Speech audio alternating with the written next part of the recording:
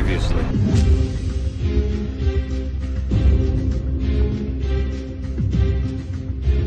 I took some food from the blacksmith near the village, over yonder. Your heart. Broken. Who's this boy? But he is a common labouring boy.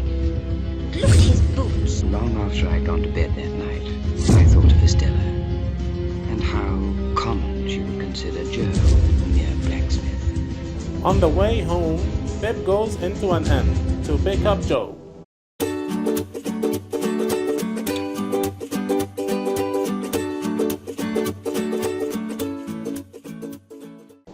On seeing the file, Pip felt nervous and wanted to leave. As Joe and Pip depart, the stranger hands Pip a coin wrapped in paper. When they get home, Pip realizes that the paper is actually a pound note. Thinking it was a mistake, Joe runs back to the inn to give it back, but the man is gone. After 6 days, Pip visits Miss Havisham again. This time, the house seems full of people. While Stella is taking Pip upstairs, he meets a large dark-haired man who orders Pip not to play around. Miss Havisham brings him into a great hall, where a table is set with food and large wedding cake.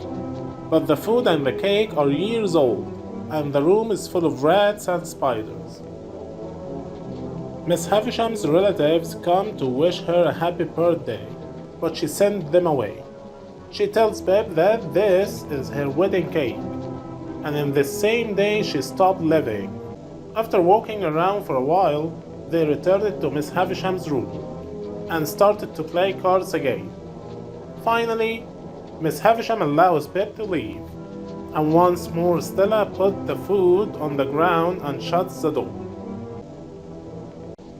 As Pip is walking through the yard, he runs into a pale young gentleman who challenges him to fight. Despite the young man's height, Pip gives him a black eye. They end the fight, and the boy, cheerful as ever, wishes Pip a good afternoon. For the next few visits, nothing ever changes. Stella keeps insulting Pip. Miss Havisham seems happy with this. Mrs. Joe is positive that Pip will get a fortune. But all her hopes fall away one day when Miss Havisham asks Pip about his ambition. He tells her that he wishes to be a blacksmith. Miss Havisham asks Pip to bring Joe to visit her in order that she pays him for Pip's apprenticeship as a blacksmith. Pip, at that moment, didn't realize that everything has changed. Now, he's ashamed of his home, ashamed of his job. He wants to be uncommon, and he can't take Stella out of his mind. After a year of suffering, Pip asks for an afternoon holiday to visit Miss Havisham.